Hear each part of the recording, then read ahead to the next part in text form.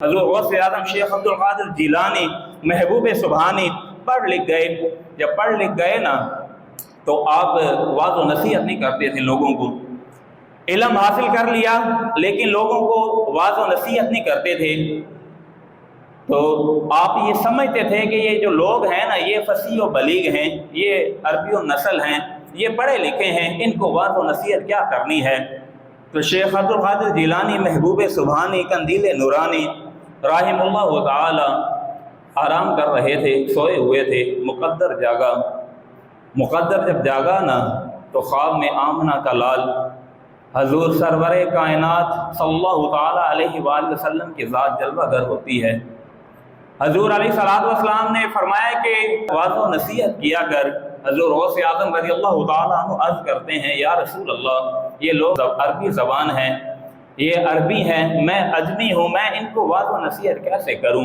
حضور علیہ السلام نے فرمایا کہ منہ کھول۔ جب حضور غوث اعظم رضی اللہ تعالیٰ عنہ نے منہ کھولا نا، حضور علیہ السلام نے اپنا لعاب دہن 7 مرتبہ حضور غوث اعظم کے منہ مبارک میں ڈالا اور فرمایا کہ بیٹا تقریر کیا کر، اب تو بولتے جانا ہے اور میرے لعاب کی برکت کو دیکھتے جانا ہے۔ حضور علیہ السلام کا حکم ملا اور حضور غوث اعظم نے عرض کی یا رسول اللہ اب میں واضح و نصیحت کیا کروں گا۔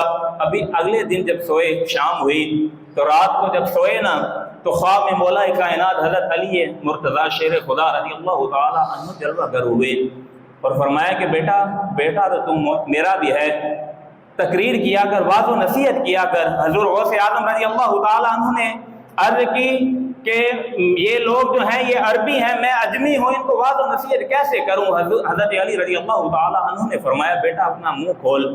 جب منہ کھولا نا تو حضرت علی رضی اللہ تعالی عنہ نے اپنا 6 مرتبہ لعاب دہن ڈالا۔ حضرت عبد القادر شیخ جیلانی محبوب سبحانی نے عرض کی نانا جان نے تو 7 مرتبہ لعاب دہن ڈالا تھا، آپ 6 مرتبہ ڈال رہے ہیں۔ حضرت علی مشکل کشا نے عرض کی، فرمانے لگے کہ بیٹا حضور علیہ السلام کی برابری تو نہیں کر سکتا۔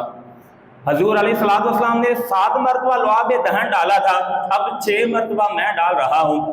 اب دیکھیے حضور غوث اعظم شیخ عبد القادر جیلانی محبوب سبحانی کی زبان پر تاثیر حضور علیہ السلام کے لعاب کی تھی اور تاثیر حضرت علی رضی اللہ تعالی عنہ کے لعاب کی تھی۔ حضور علیہ السلام علم کے شہر کا مدینہ ہے، مدینہ علم کے شہر کا جو پورے کا پورا شہر ہے وہ حضور علیہ السلام کی ذات ہے۔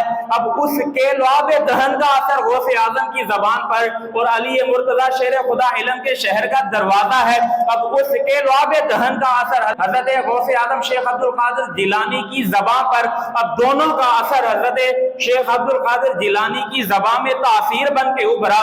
اب حضور غوث اعظم شیخ عبد القادر جیلانی نے واضح و نصیحت شروع کی۔ اب حضور کا حکم تھا نا، اب بابا حضرت علی رضی اللہ تعالی عنہ کا حکم تھا، اب واضح و نصیحت شروع کی۔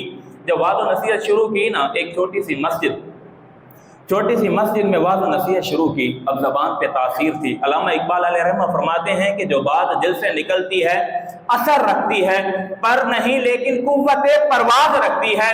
کہا جو بات دل سے نکلتی ہے نا اس کے پر چاہے نہ بھی ہو، اڑنے کے لیے پر ضروری ہوتے ہیں۔ علامہ اقبال علیہ رحمہ فرماتے ہیں کہ جو بات دل سے نکلتی ہے نا اس کے پر نہ بھی ہونا لیکن وہ اڑنے کی طاقت اور قوت رکھتی ہے۔ اب تاثیر حضور علیہ السلام کی تھی اور مولا کائنات حضرت علی رضی اللہ تعالی عنہ کی تاثیر تھی۔ اب حضور غوث اعظم جب بولنے لگے ایک چھوٹی سی مسجد میں، آپ واضح و نصیحت شروع کرنے لگے۔ جب واضح و نصیحت شروع کی تو لوگ بڑے، آپ بغداد کی جامع مسجد میں پھر واضح و نصیحت کرنے لگ گئے۔ جب بغداد کی جامع مسجد سے بھی لوگوں کی تعداد بڑھ گئی، اب حضور شیخ عبد القادر جیلانی محبوب سبحانی بغداد کے عیدگاہ میں واضح و نصیحت کرتے تھے۔ اب جب بغداد کا عیدگاہ کم پڑا نا، جب لوگ بڑھتے گئے، پھر شیخ عبد القادر جیلانی محبوب سبحانی 11ویں والے پیر صحراؤں میں بیان کرتے تھے، میدان میں بیان کرتے تھے۔ ملا علی قاری لکھتے ہیں کہ حضور غوث اعظم کے مجمع میں 70 ہزار لوگ بیٹھا کرتے تھے اور ایسے ہی لوگ نہیں ہوتے تھے، فرمایا ان میں ہزاروں لوگ آئمہ اور مفسر ہوتے تھے جو اپنے ہاتھوں میں قلم اور کاغذ لے کر بیٹھتے تھے۔ حضور غوث اعظم کی زبان سے نکلنے والے الفاظ اپنے کلموں کے ذریعے کاغذوں پر تحریر کر لیتے تھے۔ حضور غوث اعظم کے مجمع میں ہزاروں کی تعداد ہوتی تھی۔ ملا علی قاری فرماتے ہیں کہ 70 ہزار لوگ ہوتے تھے اور ہر روز لوگ توبہ کرتے تھے۔ حضرت یحییٰ بن نجاح آپ کے مرید ہیں، وہ فرماتے ہیں کہ ہر روز لوگ توبہ کرتے تھے۔ ایک دن میں نے یہ تصور کیا، میں نے سوچا کہ میں دیکھوں تو صحیح کتنے لوگ توبہ کرتے ہیں ایک دن میں۔ یحییٰ بن نجاح کہتے ہیں کہ اب پہلے دور میں یہ کیلکولیٹر ہوتا نہیں تھا، لوگوں نے جب کاؤنٹنگ کرنی ہوتی تھی، گننا ہوتا تھا، یا تو گٹھلیاں لیتے تھے یا پھر دھاگے پر گانٹھ لگاتے تھے، گرہ لگاتے تھے۔ اب یحییٰ بن نجاح کہتے ہیں کہ میں اپنے ساتھ دھاگا لے آیا اور چادر میں چھپا لیا۔ اب چادر میں چھپا کر جب وعظ و نصیحت کا اختتام ہوا نا، کوئی ادھر سے 10 بندے اٹھے، کہا حضرت ہم شرابی تھے، ہم نے آج سے توبہ کی۔ کوئی ادھر سے اٹھے، کہا کہ حضرت ہم سود کا کاروبار کرتے تھے، آج سے ہم نے توبہ کی۔ اب یحییٰ بن نجاح کہتے ہیں کہ جب وعظ و نصیحت کا اختتام ہوا، لوگ توبہ کے لیے کھڑے ہونے لگے نا، تو کہتے ہیں کہ میں ان کو گننے بیٹھ گیا۔ اب ایک بندہ توبہ کرتا تو میں ایک گرہ لگاتا، دوسرا بندہ توبہ کرتا دوسری گرہ کرتا۔ کہتے ہیں کہ توبہ کرنے والوں کی جب تعداد بڑھی، کہا کہ لوگ توبہ کرنے والے جب کثرت سے ہوئے نا، مجھ سے گرہ نہیں لگ رہی تھی، کہا میرا سانس پھولنے لگا۔ اب شیخ عبد القادر جیلانی نے میری طرف دیکھا اور دیکھ کر مسکرائے، کہا کہ اے یحییٰ بن نجاح، میں دلوں کی گرہ کھول رہا ہوں اور تم لگا رہے ہو۔ اور شیخ عبد القادر جیلانی فرمانے لگے کہ یحییٰ بن نجاح، یہ لوگ عبد القادر کی وجہ سے توبہ نہیں کر رہے، یہ اللہ رب العزت کے فضل سے توبہ کر رہے ہیں، اور اللہ رب العزت کے فضل کو کوئی گن نہیں سکتا۔